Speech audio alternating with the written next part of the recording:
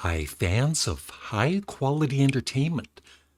I'm reviewing and ranking all of ELO's albums, and up next is their fourth album, Eldorado. Eldorado. It's too early in the morning, I guess. Here it is. And of course, that cover shot is from the movie The Wizard of Oz. And I actually do like it. But what I don't like is the back cover is the very same picture. And there was no gatefold or anything either. No picture of the band. And the band was, a pretty cool looking band, I feel. But yeah.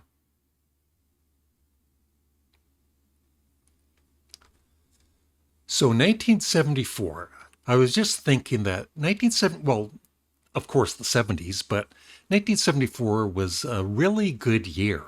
Besides Eldorado, I said it properly. It's when I became a fan of Sparks, buying Kimono My House, and then around the same time became a big fan of Blue Oyster Cult and many other bands. So, Eldorado, subtitled A Symphony by the Electric Light Orchestra. And it was released in September of 1974. I'm always interested in the charts for how these albums did.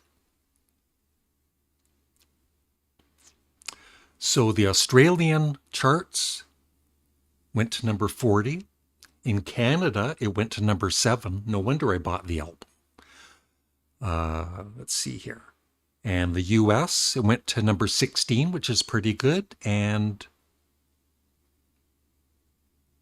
yeah, I'm really surprised. Once again, it never went on the UK charts. What is going on with the UK and early ELO albums? On a third day, their previous album didn't chart either. Yeah, and the song Can't Get It Out of My Head was released as a single and was a success in the US. So this was the second ELO album after ELO 2 that I ever had. I actually had this one. ELO 2 was one of my brother's albums that I could listen to. But this was my very own. And I absolutely loved it right away. And I've been a big fan of this album ever since. And I'm going to give you the the ranking now because it's no surprise. 5 out of 5 muffins. That's right. And it's going to go into first spot, as you can see. And I know there's some great albums coming up that I love. And you never know, but it's going to be pretty hard to get Eldorado out of first place. But we'll see. Anyway, like I said, I love every song. Although I will admit, back in the 70s, the song Boy Blue, for whatever reason, I found it kind of annoying. The chorus, but I've grown to love it. And every other song I really love. Mr. Kingdom has a bit of a John Lennon vibe to it, with the vocals especially. And sometimes when I haven't played this album in a while, I forget about Jeff Lynne's vocals. And I know one of my viewers, Bob, Janet Sampson, known as, who is Bob, he doesn't really care for Jeff Lynne's vocals.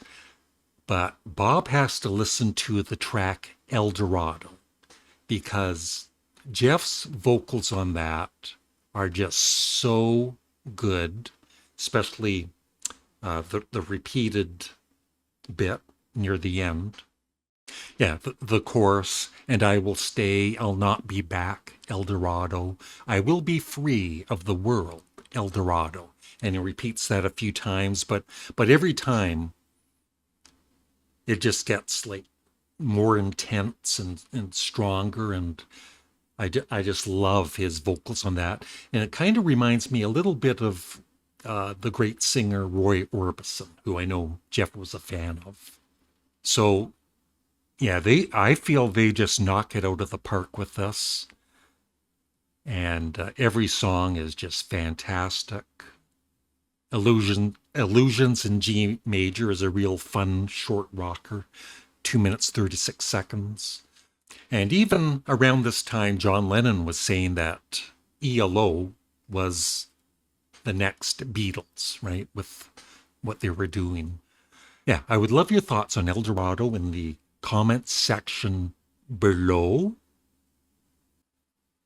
And I know that some people don't care for this album cover, but I think it's because they know it's just a still from The Wizard of Oz. But if you didn't know that, at least for me, I would think that's a kind of enticing album cover.